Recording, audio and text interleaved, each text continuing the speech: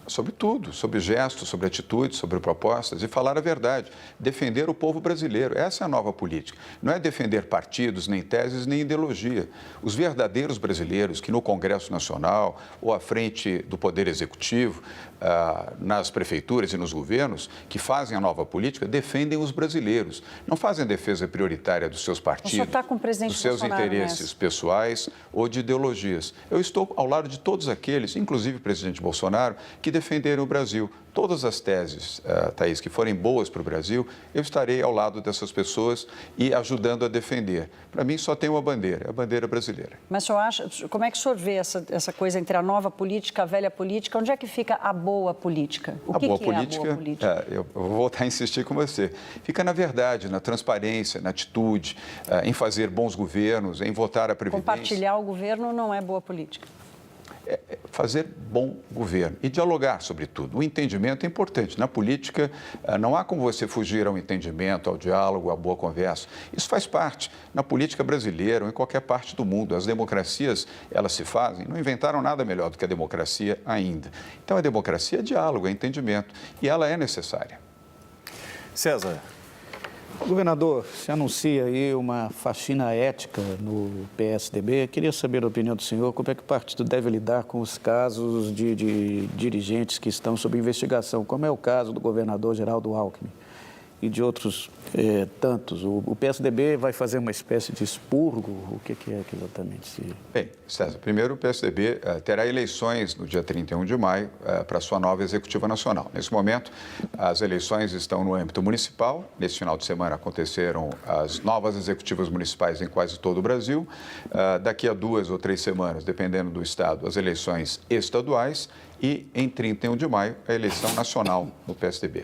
Mas eu não me furto a responder a sua pergunta, não. Aqueles que estão sob investigação, nós temos que dar a eles o direito, evidentemente, à defesa. Agora, os que estão condenados, a meu ver, devem ser convidados a deixar o PSDB, porque já houve a condenação. Os que estão sob investigação, o PSDB deve avaliar o que fazer e como fazer. Mas cabe à nova executiva. Eu não sou candidato a presidente do PSDB. O meu candidato, assim como de muitos, chama-se Bruno Araújo, que espero seja eleito e a partir desta eleição e da nova executiva vão discutir e vão debater. A única coisa que eu recomendaria a esses novos dirigentes é não deixar para amanhã aquilo que devem fazer hoje. Dentro dessa reforma que o senhor defende para o PSDB nacional, além da eleição do Bruno Araújo no lugar do Geraldo Alckmin, né? O senhor parece que defende uma mudança grande no PSDB, inclusive abandonando aí o social-democracia que tem no nome do partido. E o senhor pretende criar um partido mais de centro, mais centro-direita? E se esse partido pode vir a fazer parte da base de apoio do presidente Bolsonaro, o que o senhor pensa? Bem, Germano, primeiro, não conjugar o singular, jamais. Não sou eu, somos nós. O PSDB... Hoje o senhor é a principal liderança do partido. Ok, essa é uma avaliação sua. Mesmo assim, eu prefiro conjugar o nós. Nós pretendemos, nós vamos avaliar, nós vamos decidir. Não é o governador de São Paulo, isoladamente, que fará uma decisão desse tipo. E eu tenho defendido que o nós seja o povo.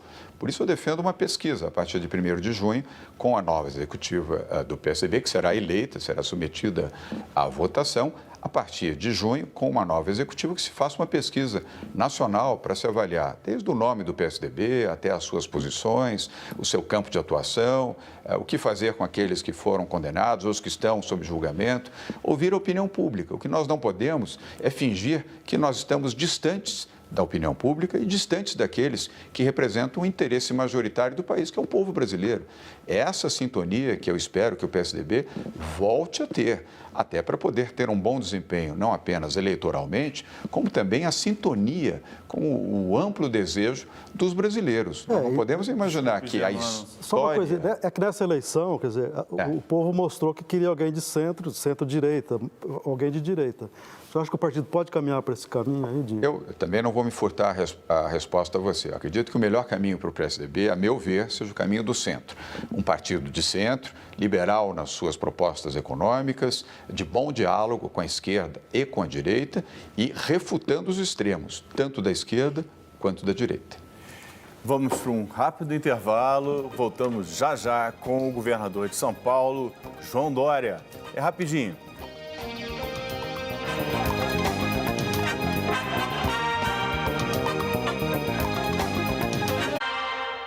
Estamos de volta com o governador de São Paulo, João Dória. Governador, durante o regime militar, a sua família teve que sair do país, né? A sua família teve muitos problemas, o senhor mesmo teve que se exilar, etc. Foi uma ditadura ou não foi? Evidentemente que foi. Foi um golpe militar. Claramente, nós não podemos apagar a história e passar uma borracha na história do Brasil. Esse é um ponto de discordância que eu tive em relação ao governo. Eu mesmo fui para o exílio. Meu pai ficou 10 anos no exílio, foi exilado. Se voltasse, seria preso. Eu fiquei com minha mãe e meu irmão 2 anos no exílio. Depois voltamos, porque meu pai não tinha mais dinheiro e condições de nos sustentar no exílio. Por força disto, da ditadura militar, meu pai perdeu tudo que conquistou. Trabalhando, meu pai chegou aqui, Lessa, como um migrante nordestino, baiano, com os sonhos de vitória, como a maioria dos brasileiros que vêm e migram para São Paulo. Aqui venceu porque trabalhou muito e perdeu tudo. Em 10 anos de exílio, estamos falando na década de 60, não tinha internet, não tinha os sistemas de comunicação que hoje permitem uma visão global das coisas. Meu pai perdeu tudo. Tudo. Perdemos casa, automóvel, tudo. Eu não tive absolutamente nenhum patrimônio, nem eu, nem meu irmão. Tivemos que construir do zero, aliás, do menos zero. Tivemos que pagar dívidas e por isso eu comecei a trabalhar aos 13 anos de idade para ajudar a minha mãe, solitária, já que meu pai estava no exílio. Fui estudar à noite numa escola pública, a Escola Estadual Professora Marina Sintra, aliás, está no mesmo endereço na Rua da Consolação até hoje. Ali me formei, ali estudei e trabalhava durante o dia, estudando à noite para poder ajudar a minha mãe. E foi assim que construímos a nossa vida. Tudo isso foi, lamentavelmente, fruto de um golpe militar. Agora, quero dizer também a você e aos que nos acompanham aqui que eu não tenho ódio, nem guardo ódio no coração por aquilo que ocorreu no Brasil. O passado passou. Nós temos que olhar daqui para frente, ter um bom sentimento também de que o Brasil agora está pacificado. Não adianta ir ao passado para condenar quem quer que seja. Vamos olhar para frente, vamos ter paz no coração e trabalhar pelo Brasil. Mas apagar a história é perigoso, não? Apagar a história, não. Vamos ter a história no seu lugar correto. Governador, Jana, quer começar? Posso? Germano, vamos lá, mudando agora, invertendo. Mudou a hora. A gente começou o programa falando de segurança, né, que é um problema que aflige muito o paulistano, o morador de São Paulo. Além da segurança, temos um problema de desemprego que é muito grave aqui. Temos, dos 13 milhões de desempregados no Brasil, 3 estão aqui em São Paulo, 13 milhões, né? E essa preocupação parece que é crescente no Estado, o senhor sabe mais que eu disso. Agora, algumas empresas aqui em São Paulo que ameaçam sair, a GM ameaçou sair, a Ford ameaça. O que o senhor tem feito aí para segurar essas empresas? Como é que... Germano, a questão do emprego é fundamental para o país e para São Paulo também. Você tem razão. Até temos mais do que 3 milhões aqui, se você considerar os desempregados e os semi-empregados que vivem com uma renda de menos de R$500. Portanto, é uma situação gravíssima. E nós aqui tomamos uma atitude quando, no dia 21 de dezembro, a General Motors anunciou em Detroit, sede da GM, que fecharia 8 fábricas no mundo, sendo 6 na América Latina, 2 no Brasil, exatamente em São Paulo. Em São José dos Campos e São Caetano. E nós agimos de imediato, eu não tinha nem assumido o governo do Estado de São Paulo, ao lado do Rodrigo Garcia, que está nos acompanhando hoje aqui no programa, do Henrique Meirelles, que já era nomeado secretário da Fazenda. Criamos um movimento e no dia 8 de janeiro nos reunimos. Foi o primeiro dia de trabalho da General Motors com o presidente da GM do Brasil, que também é o presidente para a América do Sul, outros diretores, e construímos um projeto para tornar uma longa história curta. Conversamos com os 2 sindicatos de metalúrgicos, o de São José dos Campos, o de São Caetano, sindicatos inclusive vinculados à CUT, e eles tiveram um comportamento excepcionalmente bom, também com os fornecedores da GM, são mais de 60 fornecedores, os concessionários da General Motors, a própria GM e o governo do Estado de São Paulo lançou o Incentivo Alto, um programa para permitir que, com investimentos a partir de R$1 bilhão e a geração mínima de 400 novos empregos, a empresa pudesse ter uma redução gradual do ICMS até o limite de 25%.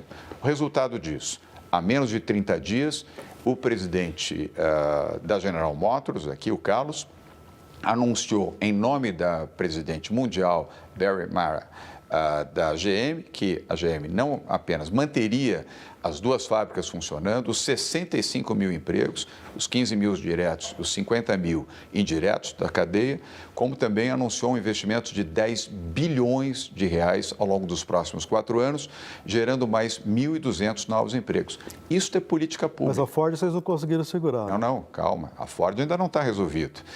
Nós vamos eu diria até 10, 15 de maio no máximo, oferecer uma notícia em relação à Ford. Também não vai fechar, posso lhe assegurar que nós temos uma boa solução para a Ford, que também foi uma decisão mundial, não foram decisões colocadas aqui por uma razão regional do Brasil. A Ford determinou também um anúncio em Detroit, onde é a sede também da Ford, que está há 104 anos, se não me engano, aqui no Brasil, que fecharia toda a sua produção mundial de caminhões. E a fábrica de São Bernardo do Campo, 80% da sua produção é de caminhões, não foi uma questão local, mas nós reagimos também, convidamos o presidente da Ford América do Sul para uma reunião no Palácio dos Bandeirantes, o seu vice-presidente, os trabalhadores dos sindicatos metalúrgicos de São Bernardo, que têm sido, aliás, registro mais uma vez aqui, parceiros e corretos no processo conosco, os fornecedores, e vamos encontrar um comprador para a fábrica da Ford, um comprador que garanta a manutenção de todos os empregos em São Bernardo do Campo, assim como na cadeia, e ali nós possamos, inclusive, aumentar a oportunidade do emprego. Ações efetivas do governo de São Paulo, fundamentado no diálogo com todas as áreas envolvidas e, assim, preservar empregos e gerando novas oportunidades. Governador, vou pegar carona aqui no incentivo alto que o senhor citou. A reforma tributária começou a ser discutida no Congresso Nacional, uma pauta encaminhada, inclusive, pelo Rodrigo Maia, e tem já uma briga entre a reforma do Bernardo Api e a reforma do Marco Sintra, que ninguém viu ainda. O Bernardo Api a gente já conhece. Independentemente do modelo, ambas falam no fim do ICMS, que é exatamente o instrumento que o senhor está usando para fazer o incentivo alto e que é também o grande instrumento da guerra fiscal que se passou no Brasil nos últimos anos. O senhor vai assumir a defesa pela reforma tributária como faz pela reforma da Previdência e acredita que essa tramitação junto com a reforma da Previdência atrapalha uma a outra? É o momento? É o melhor jeito de fazer? Thaís, vamos por partes. Você fez várias perguntas, Eu fiz 2 perguntas. Em uma. Primeiro, agora não é hora. Agora é hora da reforma da Previdência, prioritariamente. Lembrando que nós temos aí uma lei anticrime também no Congresso Nacional, mas a prioridade absoluta é a reforma da Previdência. A meu ver, agora não é hora de apresentar a reforma tributária e eu imagino que o governo não queira fazer isso nesse momento. Só vai atrapalhar. Deixa para o segundo semestre ou para o início do ano que vem. Outra informação, eu sou contra a guerra fiscal, absolutamente contra. Ela é nociva para todos, ninguém ganha com a guerra fiscal, nem mesmo as empresas que imaginam que estão ganhando, não estão. Elas, num certo momento mais adiante, poderão ser vítimas do benefício que elas estão usufruindo momentaneamente. E São Paulo não faz guerra fiscal. O incentivo alto, eu sei que você não fez essa objeção, mas apenas para esclarecer quem está nos assistindo aqui em casa pela TV Cultura neste momento. O programa do incentivo alto, assim como outros que nós vamos implementar, serve apenas a empresas que já estão em São Paulo. Portanto, empresas que estão consolidadas. Nós não queremos tirar nenhuma empresa, nenhuma indústria, nenhum investimento de outro estado brasileiro. Os brasileiros de lá são iguais aos brasileiros daqui. Nós queremos que todos tenham prosperidade, emprego e oportunidade. Mas os que estão aqui, nós vamos amparar e vamos protegê-los para que os empregos sejam mantidos e multiplicados e, assim, contribuir para o desenvolvimento do Brasil também. E, com relação a apoiar a reforma tributária, precisamos conhecer o conteúdo da reforma tributária antes de decidir se vamos ou não vamos apoiá-la. Agora, posso só... Bom, eu queria só continuar Marcelo foi gentil com você, restinho do ICMS. Vê que o Estadão passou para fora. Sem problema. Queria continuar no ICMS. Depois desse pacote para as montadoras, veio um anúncio para as companhias aéreas e 2 dias depois desse anúncio para a redução de 25% para 12% no querosene de aviação, o secretário Henrique Meirelles, ele disse o seguinte, eu tenho uma frase aqui que eu queria ler: aumentar outro tipo de imposto de outro produto é uma alternativa. tem duas alternativas. Ou se cria outro aumento de receita recorrente ou a vigência da isenção só no próximo ano. Possivelmente a primeira, mas ainda não está decidido. Na última vez que o senhor esteve aqui no ano passado, o senhor disse que no seu governo não haveria mais imposto, não haveria mais taxa. Mas como é que vai fazer para equilibrar isso? Não só não vai haver, como nós estamos reduzindo impostos. Essa é a minha visão e a visão de um governo liberal. E essa é uma posição... fala aqui do secretário Meirelles estava equivocada. Isso foi um momento... Dois dias depois de um anúncio que acabou sendo questionado. Não é a posição do governo.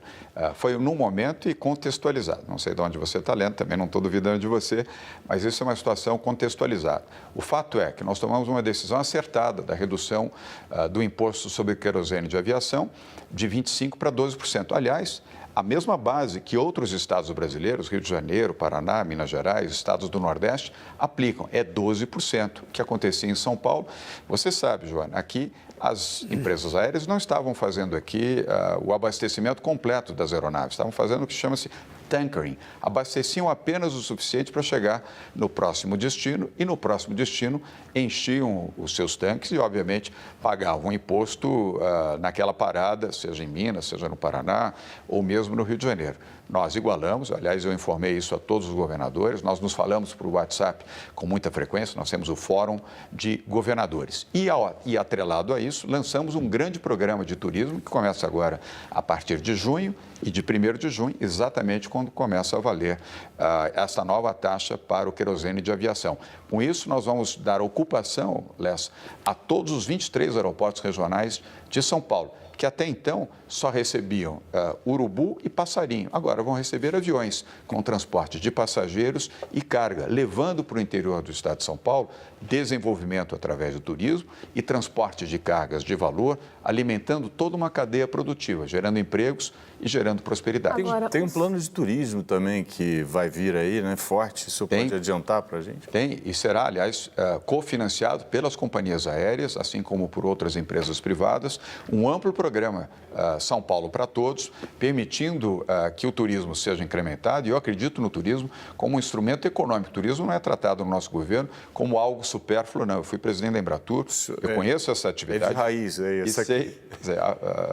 Aprendi na raiz a importância do turismo como geração de emprego, geração de prosperidade, como motivador, não apenas para o setor de serviços, mas também para a indústria e para o comércio. E nós vamos também irrigar isso para todo o estado de São Paulo. E vale a pena mencionar também, Lessa, que nós com isso também vamos ajudar os outros estados brasileiros. São Paulo é o maior emissor de turismo para o Brasil, para qualquer destino no Brasil.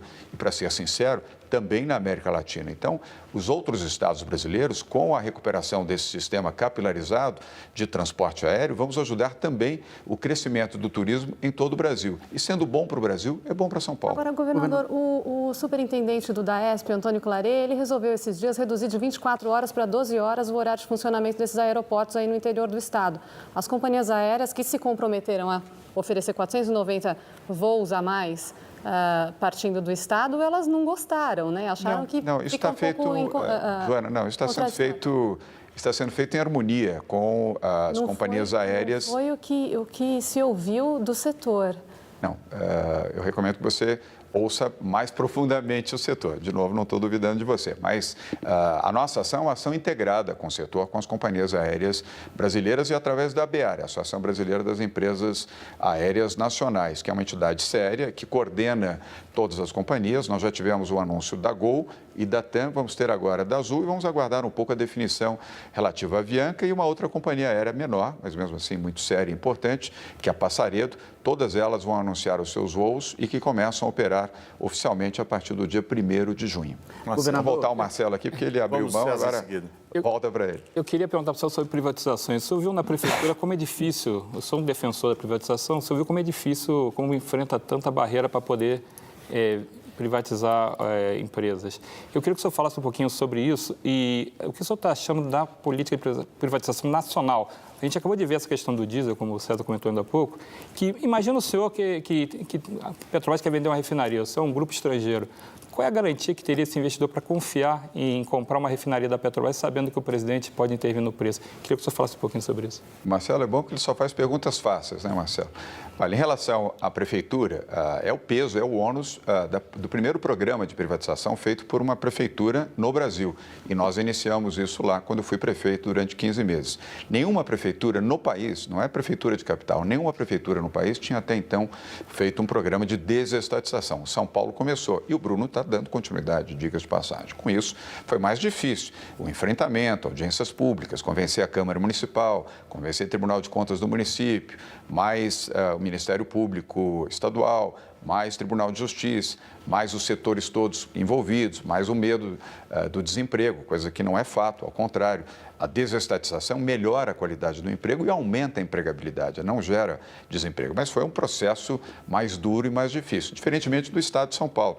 Os programas de desestatização aqui começaram com Mário Covas, há quase 40 anos passados. Está aí a Comgás, a Eletropaulo, os programas de rodovias e outros que o Mário Covas lá atrás. E olha, que diziam que o Mário era um homem de esquerda. Ele foi um liberal e defendeu o capitalismo e ajudou o crescimento do Estado. Em nenhuma dessas áreas houve desemprego, ao contrário. Aumentou a empregabilidade, aumentou a qualidade, inclusive, do emprego e a renda das pessoas envolvidas nessas respectivas áreas. No plano federal, eu queria aqui olhar o copo cheio, ao invés de olhar o copo vazio. O ministro Tarcísio Gomes, que é o ministro da Infraestrutura, é um brilhante ministro. Estou aqui testemunhando, eu gostaria até que ele fizesse parte do nosso grupo de trabalho aqui, porque ele é competentíssimo. Olha a velocidade. Em 100 dias, olha a quantidade de programas de privatização, de desestatização que ele anunciou e com bons resultados, inclusive na Bolsa de Valores de São Paulo. Então, vamos olhar as coisas pelo lado que ela está caminhando bem e positivamente. A área rodoviária, a área ferroviária, a área de portos e aeroportos vem caminhando bem e assim continuará. Foi muito elogiado aqui pelo professor Delfim Neto no programa passado, o ministro Tarcísio. Com justa razão, inclusive. César. Governador, queria voltar aqui ao assunto da reforma da Previdência. Poucos instantes atrás, na CCJ da Câmara, estava em discussão uma emenda apresentada por parlamentares do Centrão para retirar da PEC estados e municípios. Ou seja, a PEC não valeria mais para estados e municípios. Queria saber se o seu WhatsApp já disparou alertas em relação a isso e de que maneira isso, que tipo de reação os governadores podem tomar, porque se de fato isso for retirado nesse estágio de tramitação, na CCJ, não pode voltar depois na comissão especial. Isso está liquidado. Primeiro, sou contra. Aliás, quero dizer claramente contra. E eu tenho certeza absoluta, sem consultar os governadores, não tive tempo ainda de fazer, mas todos os demais 26 governadores serão contra e vão orientar as suas bancadas na Câmara Federal a não dar provimento, não dar a menor anuência a esta medida. Ela é um desastre, eu nem sei quem propôs, não quero nem fulanizar, mas ela não será aprovada porque ela é ruim para o Brasil, ela é ruim para os municípios, ruim para os estados, consequentemente, ruim para os brasileiros. O senhor já falou com alguém em Brasília? Foi o deputado Marcelo Ramos que propôs isso. Seja quem for. Eu não conheço o deputado, não quero desqualificá-lo, mas essa medida não será aprovada. Eu tenho convicção. Governador, o senhor está falando falou aqui que vai falar com os governadores para que orientem as suas bancadas. Se tem uma coisa que não está funcionando no Congresso Nacional, é um negócio chamado fidelidade. Nem partidária, nem de bancada, nem na relação com os estados. Qual é a fiança dessa articulação dos governadores com os deputados no Congresso Nacional? Thaís, é evidente que os governadores têm influência. Ninguém manda em parlamentar. Os parlamentares têm a sua autonomia. Eles foram eleitos, e não foram eleitos pelos governadores. Foram eleitos pela população, pelos seus eleitores.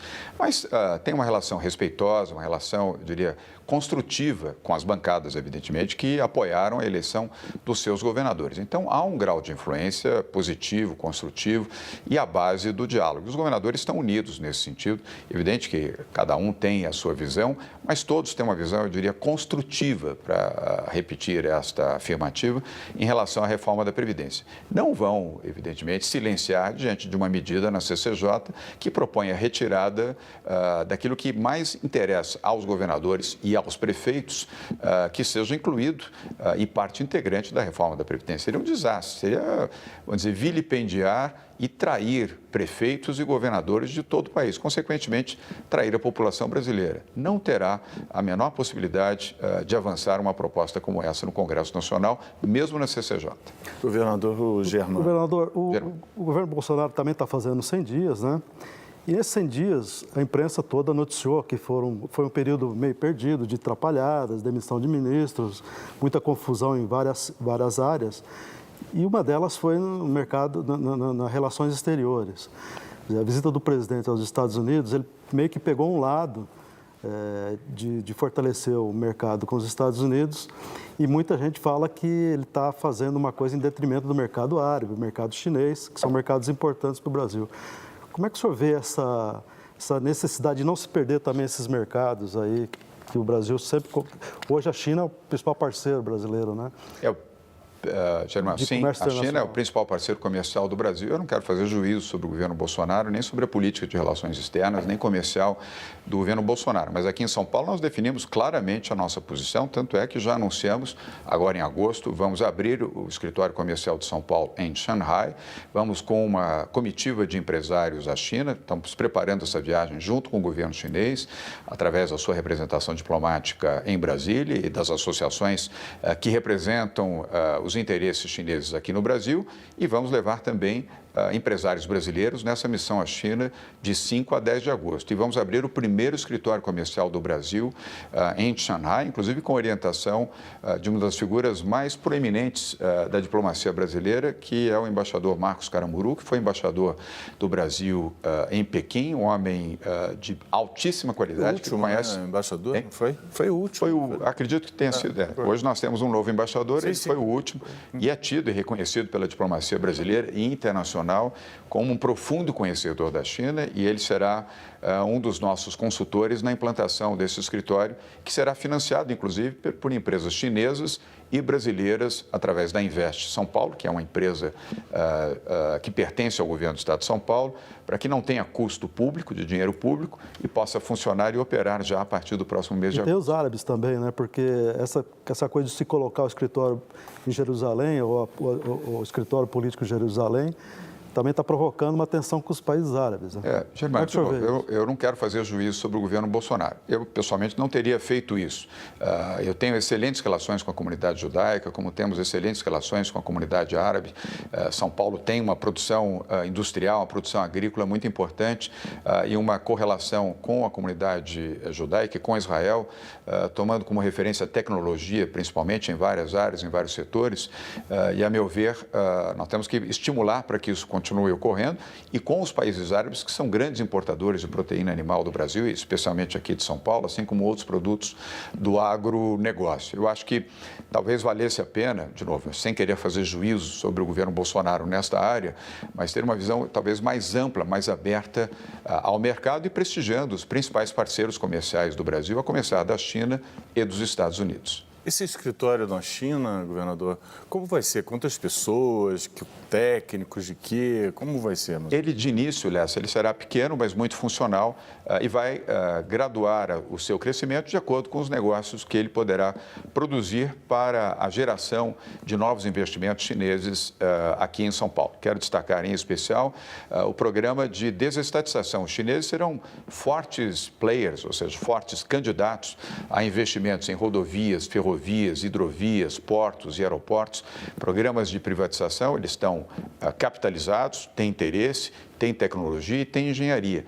E a vantagem, Joana, é que os chineses, além de capital, eles somam capital e a operacionalização. Eles têm as empresas de engenharia, as maiores do mundo hoje estão localizadas na China, e quando eles vão a algum mercado, vão inclusive com capital. Os bancos chineses vão financiando. Então, eles não vêm aqui para bater na porta do BNDES ou de outros bancos de desenvolvimento, mesmo os regionais. Ele vem com um pacote completo. O senhor não tem medo que eles comprem o Brasil? Não, imagina. Isso é uma figura, eu diria, literária. De campanha, você diria? De campanha, não há esse risco. Vamos para mais um intervalo. Voltamos daqui a pouquinho com a entrevista com o governador de São Paulo, João Dória. Fique aí, é só um instantinho.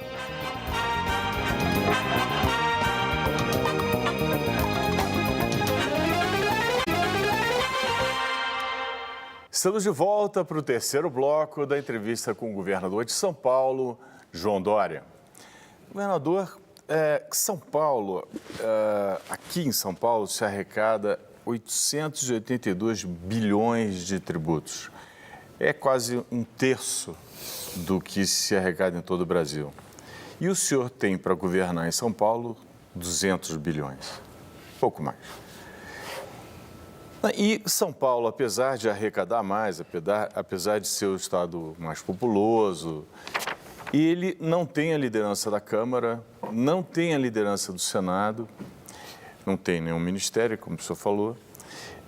Isso não é uma distorção, assim, o estado mais rico, mais pesado economicamente, não ter uma representação, vamos dizer, do seu nível nacionalmente? Primeiro, nós vivemos numa federação. O Brasil é uma grande nação, São Paulo faz parte disso. Nós temos que ter também generosidade e compreensão sobre a dimensão nacional e sobre o papel político que tem o Estado de São Paulo e o seu papel econômico também. O grau de influência não está necessariamente na carteira de identidade de onde você nasceu. Eu sou filho de nordestinos, provavelmente aqui, vários que moram em São Paulo, nem sequer nasceram aqui e são tão brasileiros quanto eu e quanto os demais que vivem em outros estados brasileiros. Eu não vejo esta nacionalidade como um fator importante na defesa dos interesses legítimos dos brasileiros de São Paulo, e sim a capacidade de diálogo, de articulação perante o Congresso Nacional, perante o Senado, perante o Poder Executivo Federal, e acredito que sim, São Paulo vai cumprir o seu dever de proteger os brasileiros que vivem em São Paulo. No seu grupo de WhatsApp de governadores, não tem uma certa rixa assim com São Paulo? Não, nós nos damos bem, temos uma relação fraterna e boa, e eu reconheço, evidentemente, que cada governador tem o direito, aliás, tem o dever de proteger os interesses do seu estado, é legítimo, e nós compreendemos isso. Uhum. Germano, eu queria retomar um pouquinho ainda a questão das privatizações, dos programas de concessões e tal. Eu fiz uma entrevista recentemente com o seu secretário de Fazenda, o Henrique Meirelles, que disse que ia privatizar tudo que fosse possível, quase tudo. Me falou, inclusive, que tem um plano para privatizar a Sabesp. Não é perigoso privatizar uma empresa como a Sabesp, que é uma boa fornecedora de serviços públicos, e que distribui um produto essencial, que é a água? Não há um risco de... No passado já houve a privatização da Eletropaulo e a população ainda, até hoje, tem algumas reclamações a fazer tal, em relação às novas concessionárias. Há algum risco de privatizar o setor? Não, Germano, primeiro, são duas perguntas em uma. Risco não há nenhum. O sistema funcionando e operando bem pode ser de capital privado ou capital público, desde que você tenha uma agência reguladora que defende, evidentemente, o interesse da população em serviços essenciais, como água, energia elétrica, gás e outros, não há risco algum. E nós temos já uma história bem sucedida aqui em São Paulo e em outros estados brasileiros também. Em relação à Sabesp, nós temos que aguardar. Há uma medida no Congresso Nacional, que é uma medida provisória, que pode determinar a possibilidade de privatizar empresas de saneamento e distribuição de água como a Sabesp ou não. O fato é que temos que aguardar esta decisão do Congresso para poder avaliar o tema relativo à Sabesp. Mas é uma empresa séria, competente, que opera muito bem, produz bons resultados, anunciou recentemente seus resultados, aliás, os melhores resultados da sua história. Tem um grande presidente, que é o professor Benedito Braga, que você conhece, todos aqui também. É talvez uma das 5 maiores autoridades do mundo em água e saneamento. Era, inclusive, o presidente do Conselho Mundial de Águas da ONU, uma figura técnica de altíssima qualidade. Nós estamos bem atendidos na direção da Sabesp e nos serviços que ela vem realizando em São Paulo. Governador, mudando um pouco de assunto, na questão educação, que também estava dentro das suas prioridades quando o senhor veio aqui. Estava e está. E está, continua, claro. Mas estava quando o senhor veio como candidato. Em várias cidades do Brasil, há exemplos assim de ótimas performances, tanto no PISA quanto na questão de outros concursos nacionais e tal. O senhor pensa em usar, por exemplo, o Ceará também é sempre citado como um exemplo de que a educação é bem maior, bem melhor, com uma qualidade bem maior do que seria de se esperar num estado do Nordeste. O senhor pensa em usar algum desses exemplos, algum dessas performances como motivação para a educação em São Paulo? A resposta é sim. Aliás, faz um bom papel o Ceará. E quero lembrar também o Estado do Espírito Santo, que é o primeiro lugar no IDEB nacional.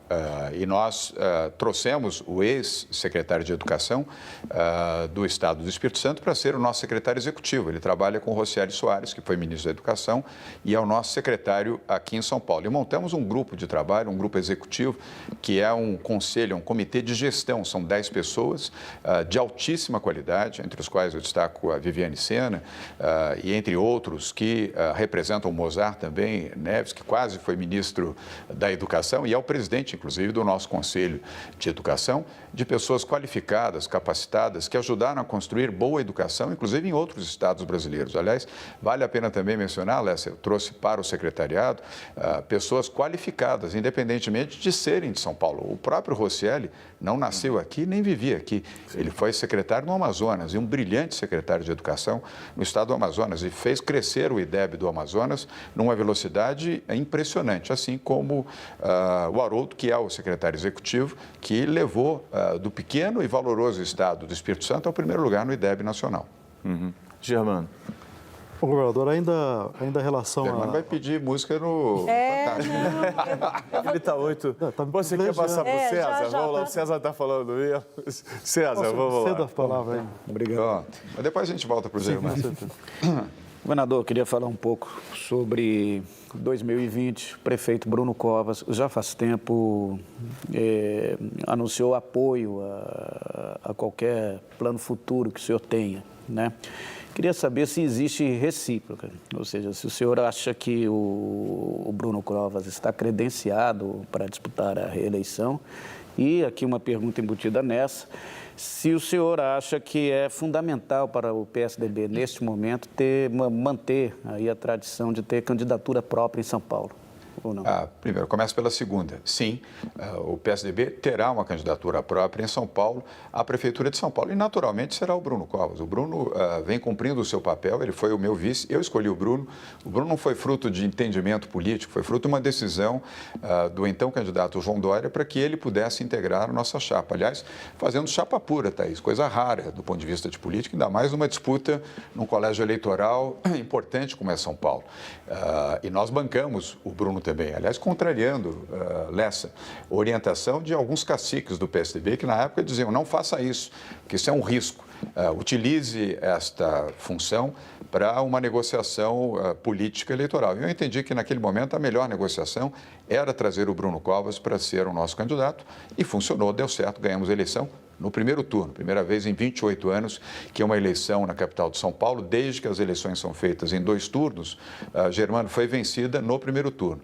E o Bruno tem sido um bom sucessor, com a sua juventude, com a sua dinâmica, com a sua perspectiva, tem um período longo ainda pela frente. O Bruno tem quase 2 anos de mandato à frente da Prefeitura de São Paulo para poder fazer entregas importantes na saúde, na educação, na assistência social, na habitação popular e, sobretudo, no sistema de zeladoria urbana na cidade. Será o nosso candidato à reeleição à Prefeitura de São Paulo e será eleito. Governador, eu queria falar um pouquinho agora e o Marcelo, depois a gente roda do lado da bandeira. Tirou a palavra do Germano. Voltamos ao Germano depois. Então vamos. A Thaís eu quero depois... falar um pouquinho de assunto chato. Contas públicas. O governo enviou hoje ao Congresso Nacional o projeto de lei de diretrizes orçamentárias prevendo déficit de mais de 120 bilhões para o ano que vem.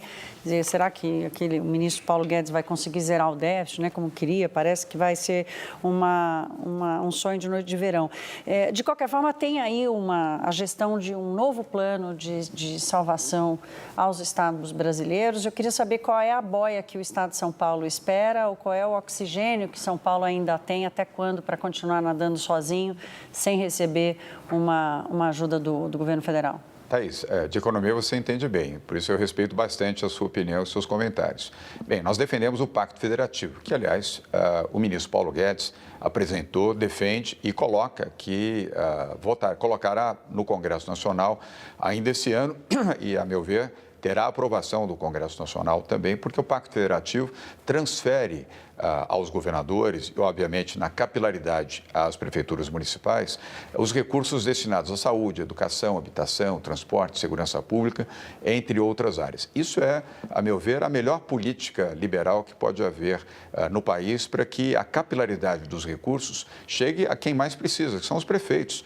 As pessoas moram nos municípios, como dizia Franco Montoro, ninguém mora no estado, ninguém mora na nuvem da União, moram nos seus bairros, nas suas cidades.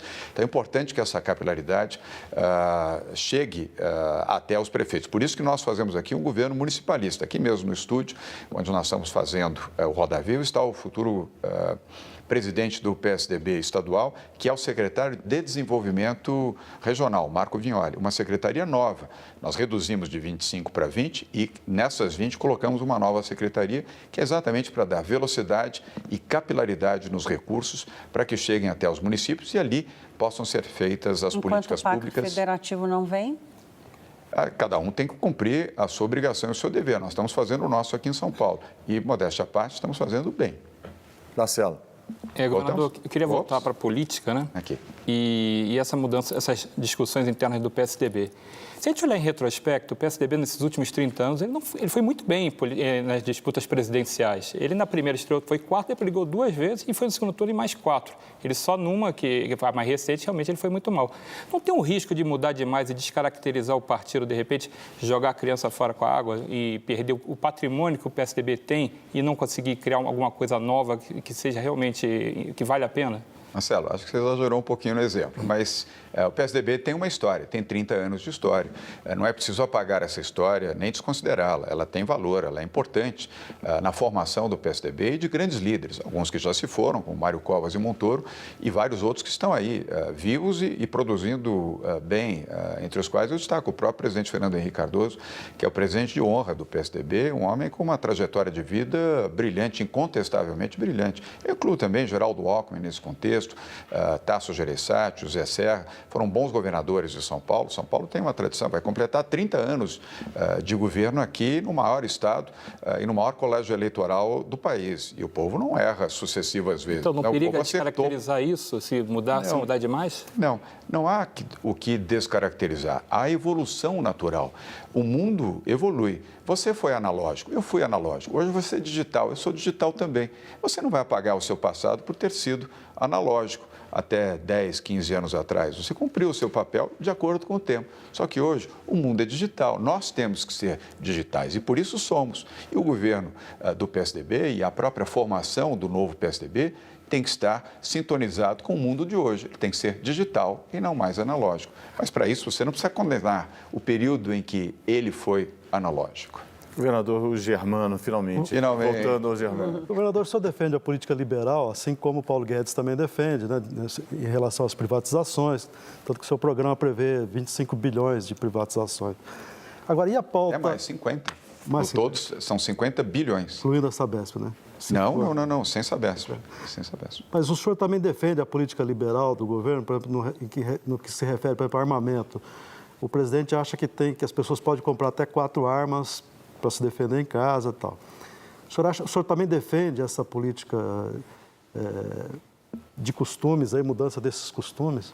Não nesse nível, Germano. Eu sou mais cauteloso. Obviamente, como eu mencionei aqui logo no início do programa, eu defendo todas as medidas que forem boas para o Brasil. Aquelas que devem merecer um debate mais profundo, eu vou defender o debate mais profundo. Eu defendo uma política de segurança firme, dura, como, aliás, temos praticado aqui em São Paulo. Mas, em relação à posse e uso de armas, acho que esse é um tema que a gente precisa estudar com mais cuidado. O senhor é contra, por exemplo, que as pessoas possam comprar 4 armas por família? Eu não sou a favor. Não. Claramente não sou a favor. O senhor defende o que, então, nesse setor? Eu acho que temos que ter um debate. Eu acho que a construção disso deve ser fruto de um debate construtivo. Não é aquele debate interminável que não se conclui nada ou que se conclui que você tem que fazer um outro debate para não se concluir também. Mas acho que é um tema que precisa ser bem discutido. E acredito eu que a solução para boa segurança pública no país não é armar a população. Vamos então para mais um intervalo e voltamos com o governador de São Paulo, João Dória. É só um minutinho. Aguarde.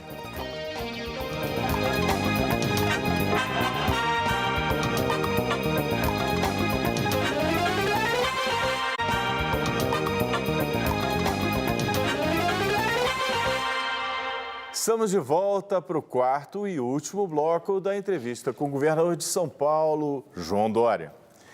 Governador, embora jovem, o senhor já tem uma longa carreira. Jovem como eu, a gente tem a mesma idade. Boa. O senhor já tem uma longa carreira política, conviveu governo Sarney, governo Collor, Itamar, Fernando Henrique, Lula, Dilma, Temer e Bolsonaro agora.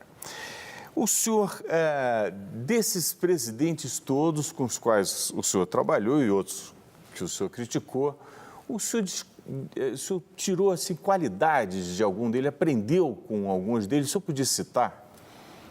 Olha, é sempre uma pergunta difícil essa, mas eu tenho que fazer referência ao presidente Fernando Henrique Cardoso. Com isso, eu não estou desmerecendo outros presidentes, mas um presidente que construiu um Brasil moderno, que fez práticas corretas, transparentes, inovadoras para o Brasil, representou bem o país internacionalmente, fez políticas públicas corretas na área social, na área de educação, no setor de saúde, que teve uma primeira-dama exemplar, a dona Ruth. Então, ele merece essa referência e merece esse destaque. Com isso, eu não estou desprestigiando nem desconsiderando. Você pode falar de outros, pode citar outros. Eu prefiro. E assim, algumas qualidades de outros. Eu prefiro, então, eu vou citar Juscelino Kubitschek, que ajudou a construir um Brasil moderno. Dos que o senhor conviveu, vamos lá. Dos que eu convivi, olha, eu tive uma relação fluida, democrática e boa com o presidente Sarney. Foi muito correta a relação. Eu servi o governo Sarney como presidente da Embratur. Tenho uma relação respeitosa com esse presidente Temer e tenho uma relação respeitosa com o atual presidente Jair Bolsonaro. Vamos lá, Joana. Queria puxar de novo para a infraestrutura e pedir para o senhor abrir um pouquinho mais de detalhes sobre o projeto do trem para Guarulhos. Não, na verdade, eu vou esclarecer para você. São os trens intercidades. Uma linha que vai até o Vale do Paraíba, vai até São José dos Campos, e a outra que vai para a região metropolitana de Campinas, vai até Americana. Não, eu me refiro ao do aeroporto. Você está falando da CPTM, desculpe. Eu acabei engatando É que voltou a se falar do trem-bala, inclusive, né? Não, no trem-bala nós não vamos fazer aqui. Vamos fazer um trem de média velocidade, mas não um trem-bala.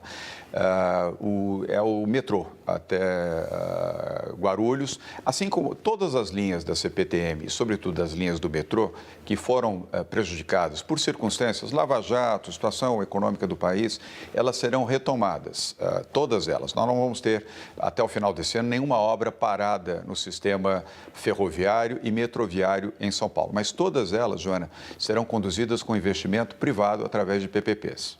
Todas. Prazo, um pouquinho de prazo também tem para a gente... Nós vamos anunciando caso a caso e faremos isso de maneira também conscienciosa e dando informações, primeiro verdadeiras e depois prazos que serão efetivamente cumpridos. Aquele trechinho...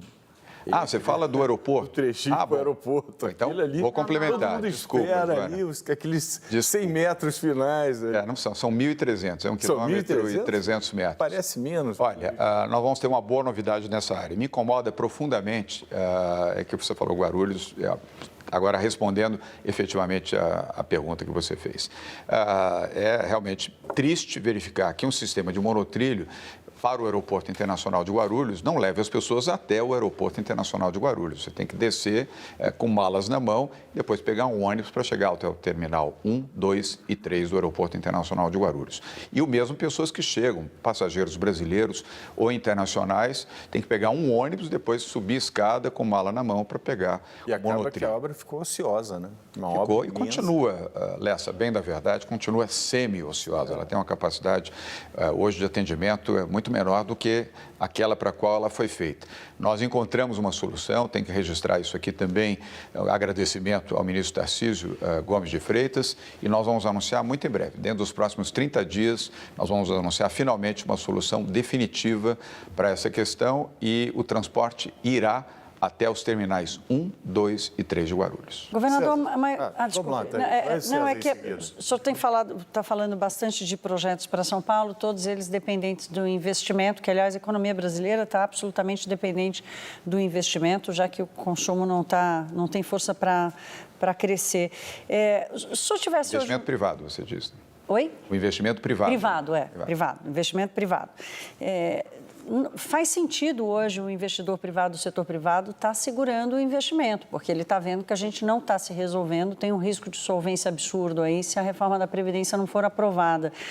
Como é que a economia vai sobreviver, especialmente uma economia como São Paulo? A gente está vendo a indústria se desidratar completamente, uma economia como São Paulo que puxa os vagões, para a gente fazer analogia com o trem, do resto do Brasil. Mesmo que a reforma da Previdência seja aprovada no segundo semestre, os economistas já estão achando que não dá tempo de fazer essa atração. O investidor privado não vai chegar a tempo. Como sobreviver à economia enquanto ele não vem? Bem, eu prefiro ter o olhar otimista, o olhar de quem acredita que a reforma da Previdência... Realista, né, governador? Otimista e realista. Eu sou um governador que a minha realidade é o dia a dia. Eu tenho que defender São Paulo, defender empregos, defender o desenvolvimento econômico e defender políticas sociais também aqui. Essa é a minha obrigação. Para isso eu fui eleito, não foi para viver no sonho. Mas acredito que a reforma da Previdência será sim aprovada. Eu não vejo outro caminho. Não é uma questão só de São Paulo, Thaís, é uma questão do Brasil. Ela tem que ser aprovada. E volto a dizer, se não for, mas essa hipótese, eu quero cada vez menos pensar nela, é o caos. Não é o caos para São Paulo, é o caos para o país. Nós vamos viver uma situação dramática no Brasil. Ela tem que ser aprovada. A questão não é São Paulo, a questão é o Brasil. César.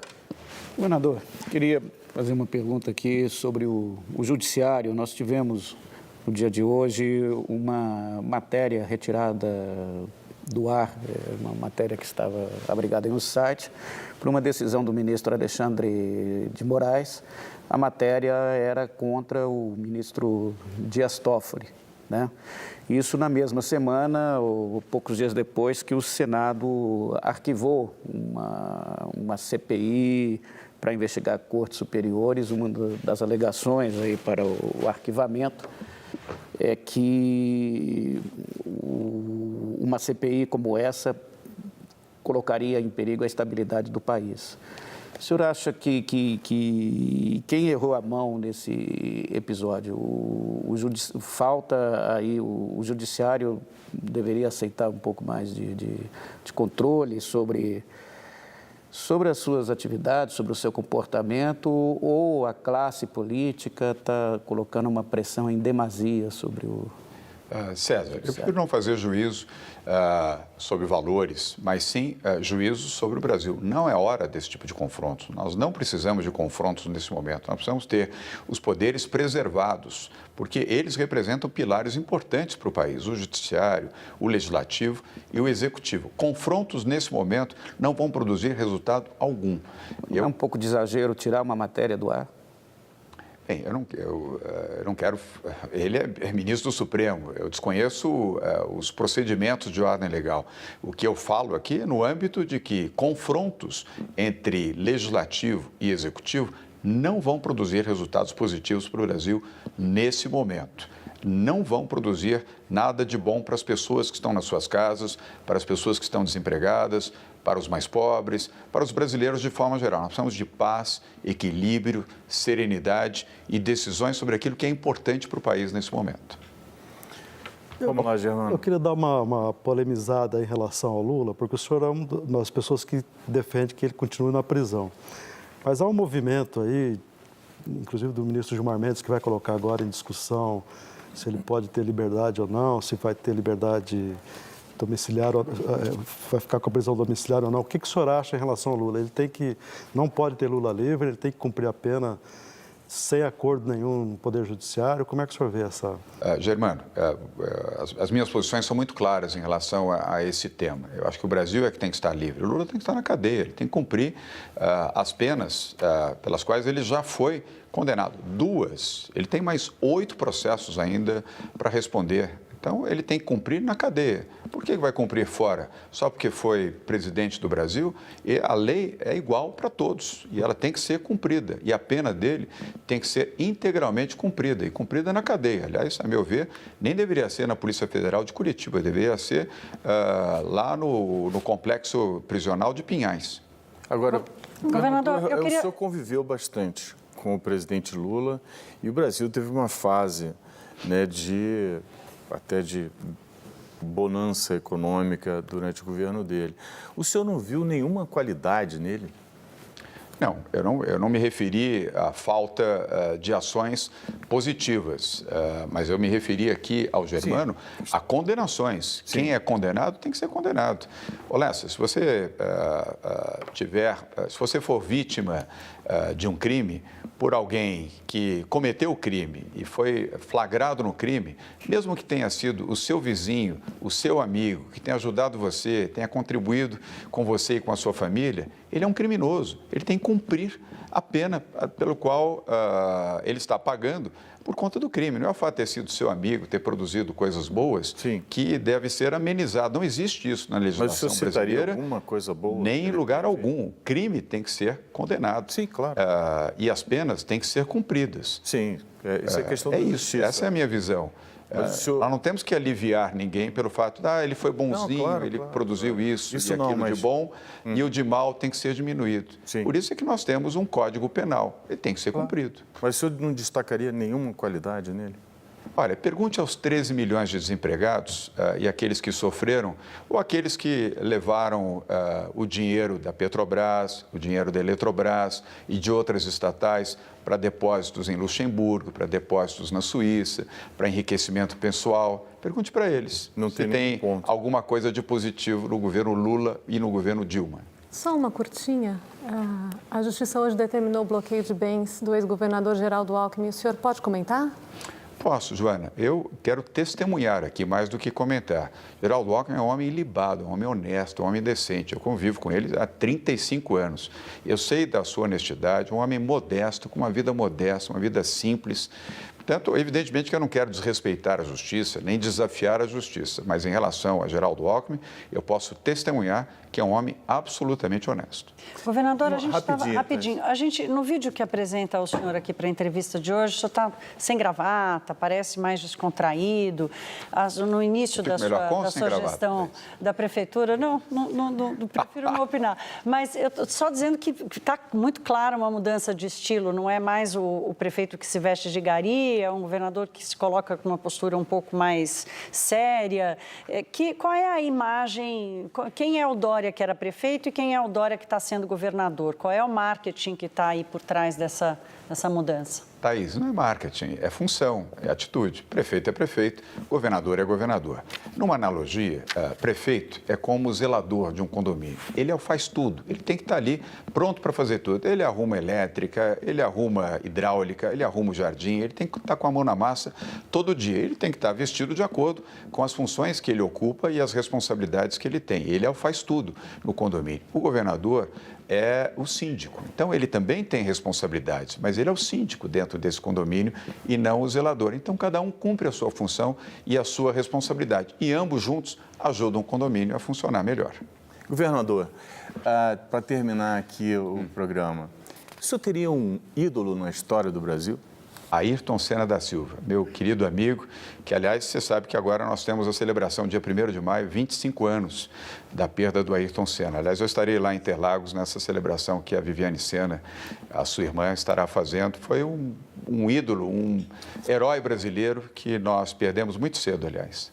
Uma frase para terminar. Acredite no Brasil, defenda o Brasil. Obrigado, governador. Estamos chegando ao final de mais esta edição do Roda Viva. Agradeço a participação do Marcelo de Moraes, do César Felício, da Joana Cunha, da Thaís Herédia, do Germano Oliveira e do nosso cartunista Paulo Caruso. Agradeço também a você que nos acompanhou até agora, especialmente ao governador João Dória. Boa noite, boa semana a todos e até segunda-feira. Até lá!